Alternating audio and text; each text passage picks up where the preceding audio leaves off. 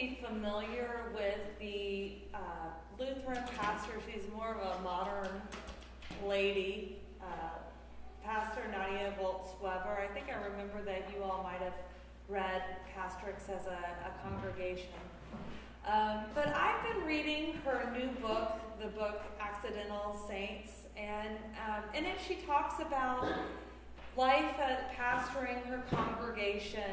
She's the founder of the Church of All Sinners and Saints, a community in Colorado where she formed a church based mostly and largely in part with folks who did not feel welcome in the mainstream church, who didn't feel like they had a place at the church, and actually some of them had maybe been actively rejected by the church.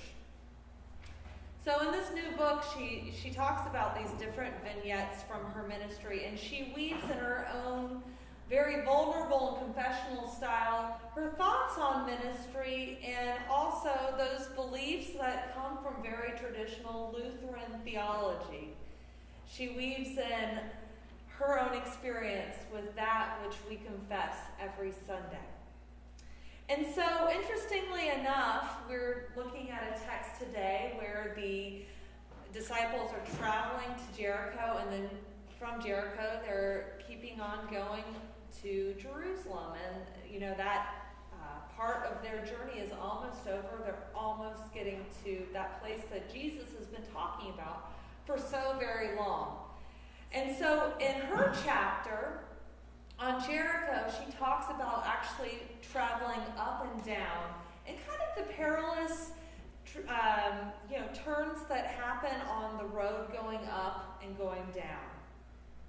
She opens up about her actual fears about even going on this trip, not because of the Holy Land and what we see on the news and the security checkpoints and the lines and the safety concerns. That really wasn't her issue. She was going to be supportive of a bishop who she was close with, and she was really more concerned about traveling with a bunch of Midwestern, Lutheran, salt of the earth people. They look very different from her own parishioners, and so she had a lot of anxiety about going with the group itself. She's known for her tattoos and her salty language. Even I had a few eyebrows raised when I was reading some of the things she said. And her appearance can be intimidating. So if she already is feeling like, I'm not sure I want to connect or can't connect with these folks, it certainly didn't help her integrate into the group. So she talks about, after 4 days of flying under the radar and kind of keeping to herself, isolating from the group, that she goes on this day trip with them, and one in which she knew that she would really regret if she didn't go. And she goes into Jericho. Her fears had been heightened due to the harrowing drive to their destination, and so she becomes attuned to others' fears as well. As they get out and they look at those gondolas that go up to the monastery, a man in her group looked to her and said, I'll help you out if you help me out. I'm terrified of heights. So that was the first way that she embarked upon being attuned and walking with people in their fear. A different fear, but it was a fear no less. Then when they get to the top of the mountain and they're about to enter into the monastery, she sees a woman who's kind of hobbling along and having a hard time catching her balance, a German tourist who she certainly didn't know. And so she walked over and she gave her arm and walked through this monastery with this woman, this complete stranger who she didn't even know, noticing that she was scared of maybe falling down and not being able to make it through the tour. The last challenge is that as she's leaving to go back down the mountain, she's in a gondola with a bunch of African natives who she's not even sure if they really speak English. And all of a sudden, this woman who's sitting next to her, a very large African woman, takes her hand and clamps it on her knee. She goes, oh. And she notices someone who speaks English says, she's terrified of heights. And so Nadia Bolz-Weber takes her hand, rubs her back, and those around her start to sing these hymns until they get to the bottom of the mountain. So she thinks she's made it, okay, she's at that point where she's been helping others out, and okay, maybe I'll be a little bit more open with other folks. So she sits down onto the bus as they head back down that dangerous road, and she starts kind of nervously talking to someone, convincing herself she can do it. And all of a sudden, the bus halts, and it's teetering over the edge. And she goes, oh my goodness, it probably saltier language that I cannot repeat. And so the bus driver goes, get out, everybody gets out. And right there on the side of the road, she just absolutely loses it. She has this full-fledged panic attack. And so she says this about that experience magically in that moment of vulnerability where everything's peeled away and everybody's seeing 100% of her true emotions. Others who she didn't expect to come to her side, she was afraid of even being able to connect with them at all. They came to her side, they supported her, and they were there for her when all of her fears had fully set in.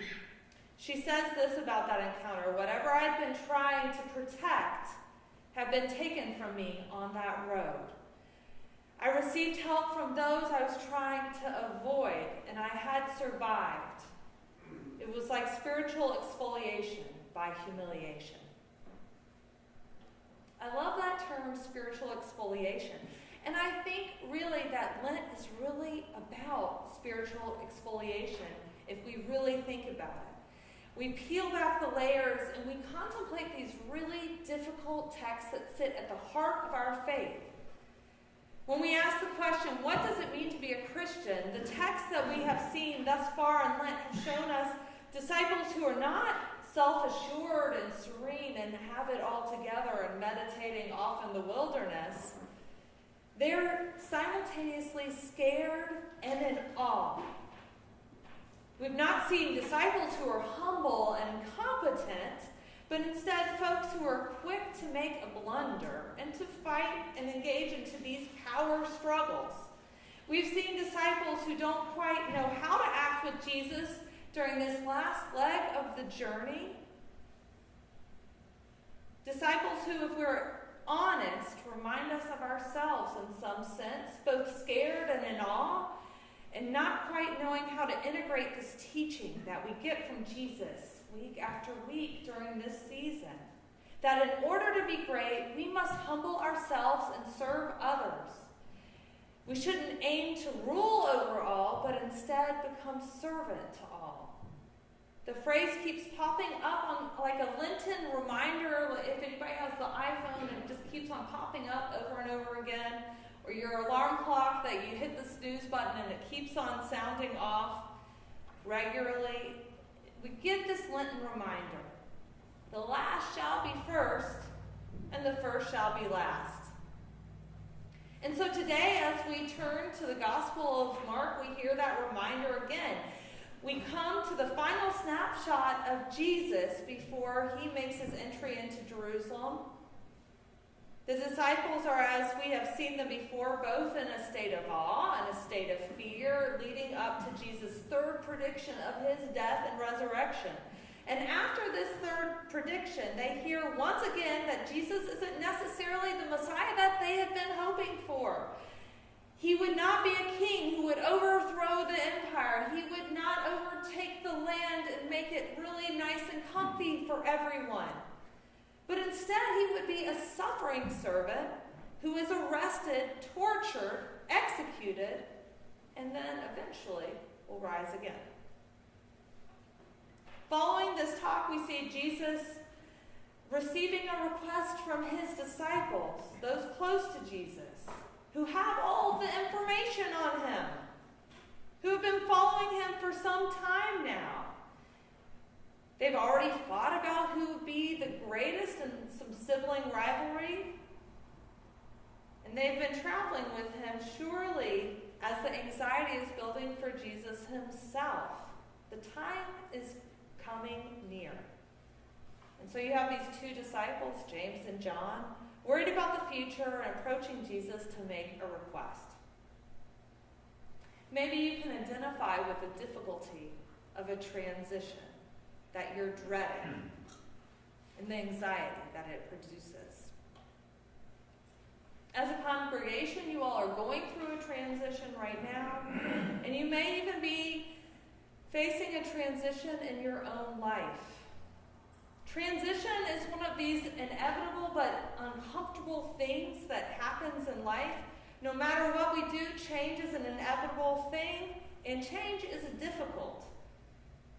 William Bridges writes about this in his book, Transitions, very appropriate, making sense of life's changes. And he holds these seminars in which people who've gone through good and bad transitions, some people got a raise, some people lost their job. And he talks about how transitions, no matter how good or bad they are always difficult. He postulates that whether we like it or not, transitions will happen.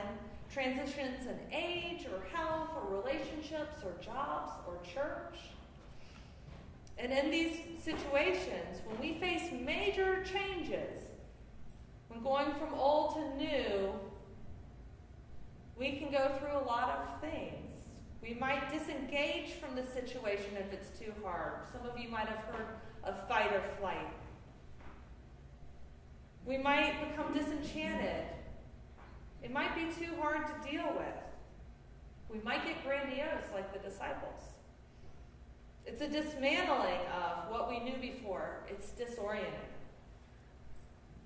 And yet Jesus sees and perceives our needs.